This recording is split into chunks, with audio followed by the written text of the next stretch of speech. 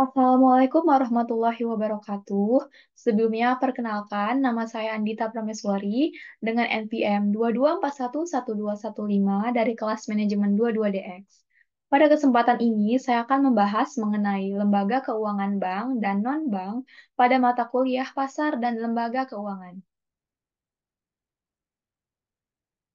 Adapun poin pembahasan pada materi kali ini, yang pertama adalah pengertian, fungsi, dan peranan lembaga keuangan bank dan non-bank.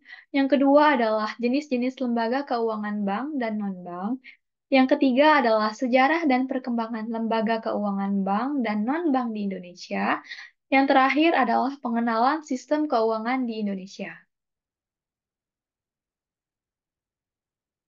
Lembaga keuangan dibedakan menjadi dua, yaitu lembaga keuangan bank dan lembaga keuangan lainnya.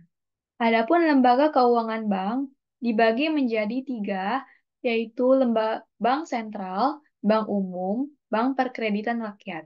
Sementara lembaga keuangan lainnya terdiri dari pasar modal, pasar uang dan falas.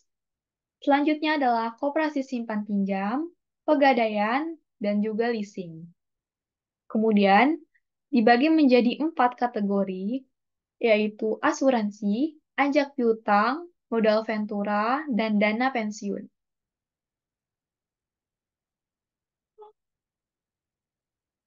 Pengertian fungsi dan peranan lembaga keuangan bank. Menurut Dahlan Siamat, lembaga keuangan adalah badan usaha yang kekayaannya terutama dalam bentuk aset keuangan atau tagihan dibandingkan dengan aset non-finansial atau aset real. Lembaga keuangan sebagai mediator antara kelompok masyarakat yang kelebihan dana atau rumah tangga dan kelompok masyarakat yang memerlukan dana atau pengusaha. Adapun lembaga keuangan berfungsi sebagai yang pertama adalah melancarkan pertukaran produk dalam barang dan jasa. Yang kedua adalah menghimpun dana dari masyarakat dalam bentuk simpanan dan menyalurkan ke masyarakat dalam bentuk pinjaman. Yang ketiga adalah memberikan pengetahuan dan informasi, yaitu lembaga keuangan melaksanakan tugas sebagai pihak yang ahli dalam analisis ekonomi dan kredit. Selanjutnya adalah lembaga keuangan berkewajiban menyebarkan informasi dan kegiatan berupa yang menguntungkan bagi nasabah. Selanjutnya adalah memberikan pinjaman. Lembaga keuangan mampu memberikan pinjaman dan moral mengenai keamanan data masyarakat yang dipercayakan kepada lembaga keuangan tersebut. Yang kelima adalah menciptakan dan memberikan likuiditas. Lembaga keuangan mampu memberikan keyakinan kepada nasabahnya bahwa dana yang disimpan akan dikembalikan pada waktu yang dibutuhkan atau pada waktu jatuh tempo.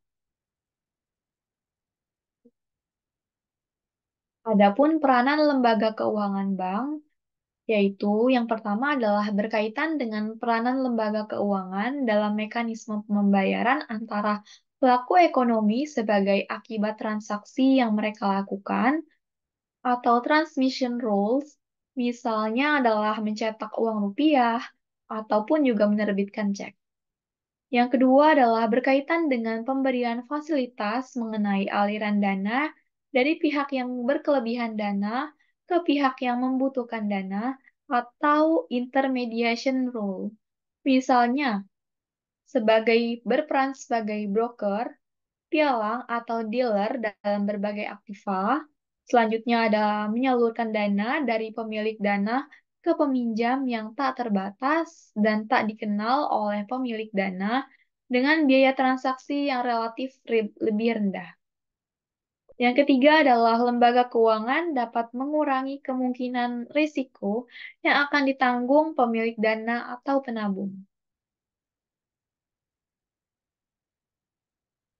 Lembaga keuangan bukan bank adalah lembaga keuangan yang memberikan jasa-jasa keuangan dan menarik dana dari masyarakat secara tidak langsung atau juga non-depository. Adapun peranan lembaga keuangan non-bank adalah peranan keuangan lembaga bukan bank mempunyai peranan penting dalam sistem keuangan. Yang pertama adalah pengalihan aset, yaitu memberikan pinjaman kepada pihak yang membutuhkan dana dalam jangka waktu tertentu yang telah disepakati. Selanjutnya adalah transaksi, yaitu memberikan berbagai kemudahan kepada pelaku ekonomi untuk melakukan transaksi barang dan jasa. Selanjutnya adalah likuiditas. Lembaga keuangan memberikan fasilitas pengelolaan likuiditas kepada pihak yang mengalami surplus likuiditas. Selanjutnya adalah efisiensi. Efisiensi di sini berarti menurunkan biaya transaksi dengan jangkauan pelayanan dengan mempertemukan pihak yang saling membutuhkan.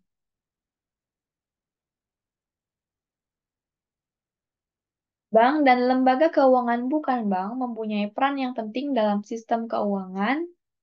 Yang pertama adalah pengalihan aset, yaitu memberikan pinjaman kepada pihak yang membutuhkan dana dalam jangka waktu tertentu yang telah disepakati.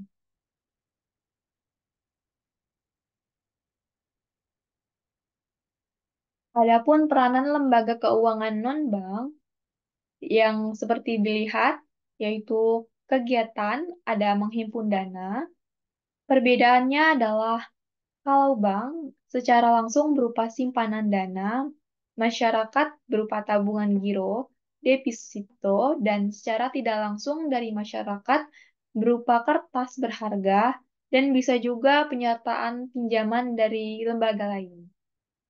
Sementara bukan bank, yaitu hanya secara tidak langsung dari masyarakat, terutama melalui kertas, dan bisa juga sebagai penyertaan pinjaman dari lembaga lain. Adapun kegiatan penyaluran dana untuk bank yang pertama adalah untuk tujuan modal kerja berupa investasi ataupun juga konsumsi. Selanjutnya adalah kepada badan usaha dan individu. Selanjutnya untuk jangka pendek, menengah, dan panjang. Sementara penyaluran dana untuk yang bukan bank terdiri dari terutama untuk tujuan investasi dan untuk tujuan badan usaha dan untuk tujuan jangka panjang dan menengah.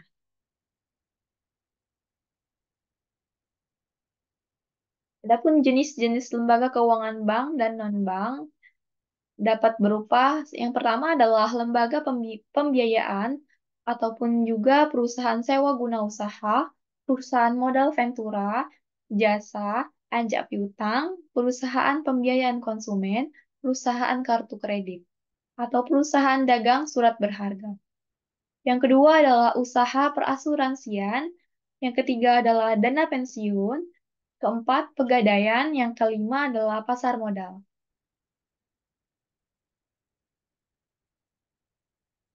Adapun sejarah dan perkembangan lembaga keuangan bank dan non-bank di Indonesia, pada tanggal 10 Oktober 1827, Indonesia masih dijajah oleh Belanda. Didirikan sebuah bank di Batavia dengan nama The Javasche Bank. Adapun tujuan utama didirikan bank ini adalah untuk meningkatkan perekonomian pemerintahan. Pendirian bank oleh orang pribumi pertama kali dirintis oleh R. Arya Wiaretmaja, seorang patih dari Purwokerto pada tahun 1896. Wiratmaja mendirikan Pulpenspar Bank atau Bank Penolong dan Tabungan dengan tujuan yaitu untuk membantu peranggotaannya agar tidak jatuh ke tangan yang suka memeras rakyat.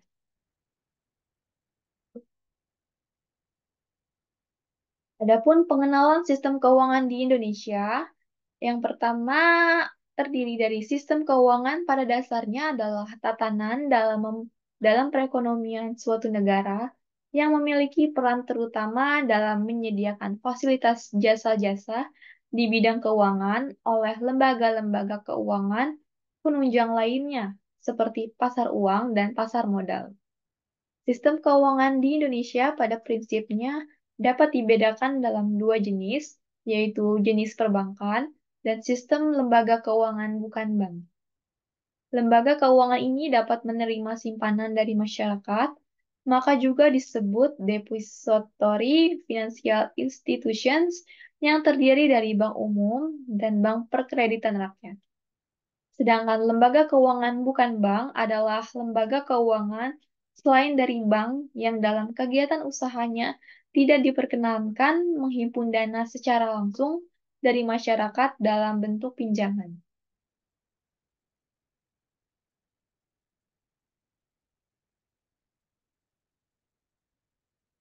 Pengenalan sistem keuangan di Indonesia, konsekuensi dikeluarkannya undang-undang adalah untuk perubahan struktur sistem lembaga-lembaga keuangan di Indonesia. Di samping itu, dari aspek pengaturan dan pembinaan, lembaga-lembaga keuangan menjadi semakin jelas dan kuat karena telah memiliki kekuatan hukum, terutama di bidang perasuransian dan dana pensiun yang sebelumnya undang-undang di atas dasar hukum pengaturannya hanya dilakukan dengan keputusan-keputusan Menteri Keuangan. Adapun contoh dari bank umum yaitu adalah Bank BRI, Bank Mandiri, Bank BNI, Bank BTN, Bank Danamon, Bank Syariah Mandiri, Bank Muamalat, Bank BTN, Bank Ekonomi Lipo Bank, Bank Bukopin, Bank Sinarmas, Cim Niaga, OCBC NISP, BII, Citibank, dan masih banyak lagi.